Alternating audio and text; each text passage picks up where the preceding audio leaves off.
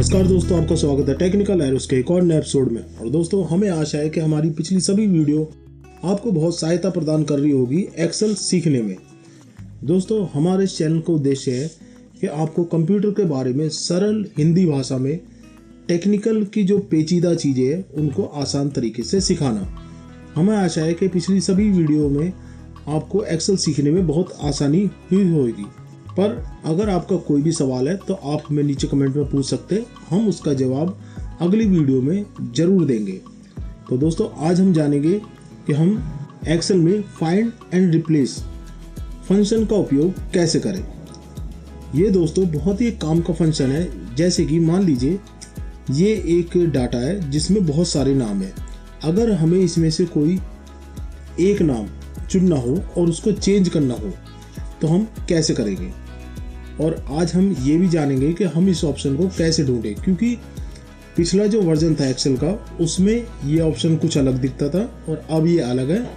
तो जिनको इसको ढूंढने में दिक्कत आ रही है वो इसमें जान सकते हैं कि इसमें ये ऑप्शन कहाँ पे है और कैसे ढूंढें। तो उसके लिए हम इधर फाइंड एंड सेलेक्ट ये जो ऑप्शन है इस पर हम जाएंगे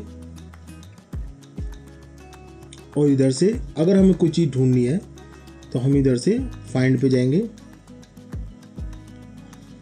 और अब इधर जैसे कि हम इसमें एक नाम ढूंढते हैं भीमा, तो हम इधर टाइप कर देते हैं।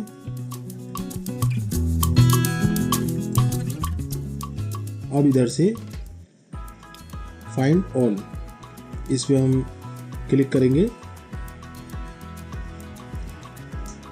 और अब आप इधर से देख सकते हैं इसमें किस किस जगह पे ये नाम है वो इधर आ गए। जैसे एक इधर है, दूसरा हम इधर सेलेक्ट करते हैं तो ये देखिए तीसरा इधर, और इसमें और किस किस जगह पे है वो सब इधर आ गया है।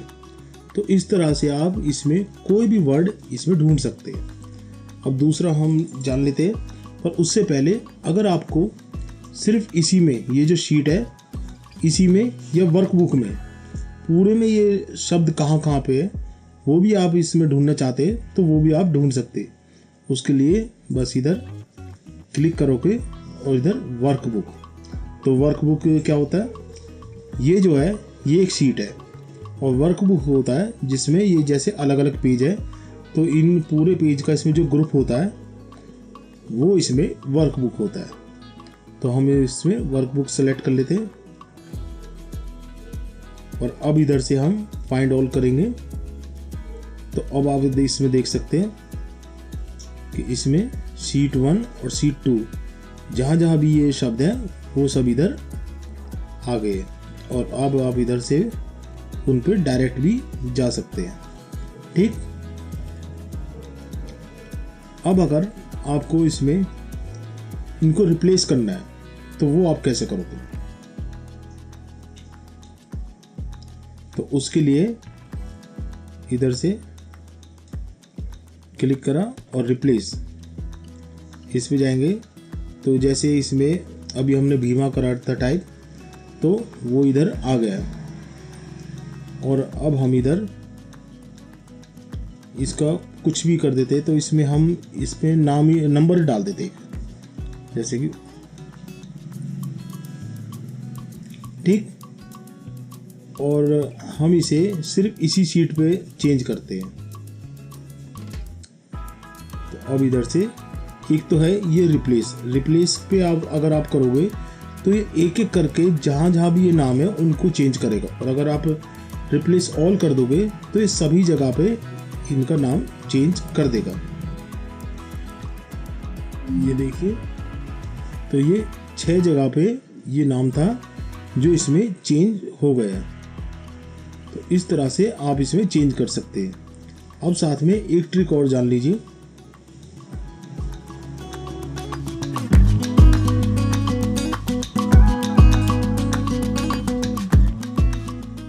अब इसमें ये नंबर तो है, अगर हम इनको एक कलर के रूप में चेंज करना चाहें तो इधर से चूज फॉर्मेट सेल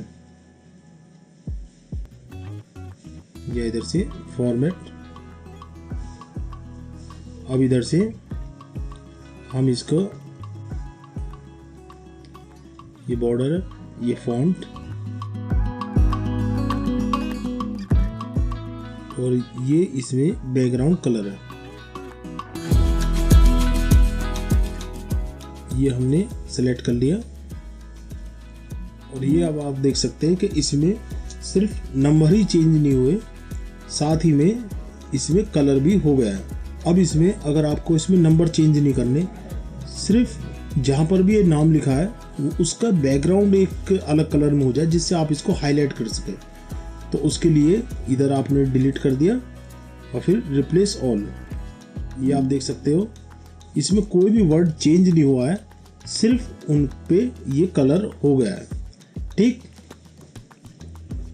अब अगर इसमें एक चीज़ और है, अब इसमें मान लीजिए कि ये एक इसमें राम इधर शब्द है, इसमें हमने जो वर्ड है वो हमने बोल्ड कर दिया है और बैकग्राउंड में हमने कलर चेंज कर दिया है।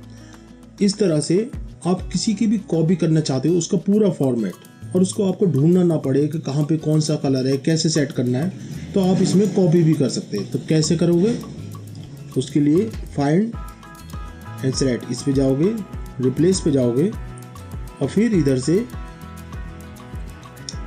फॉर्मेट। अगर आपके में पहले कुछ इधर कलर कुछ भी चुन रखा है वो हटाना है, तो आप इधर से क्लियर रिप्लेस फॉर्मेट आप ये भी कर सकते हैं। तो अभी हमने इसमें हटा रखा है, तो हम इधर से करेंगे चूज फॉर्मेट सेल,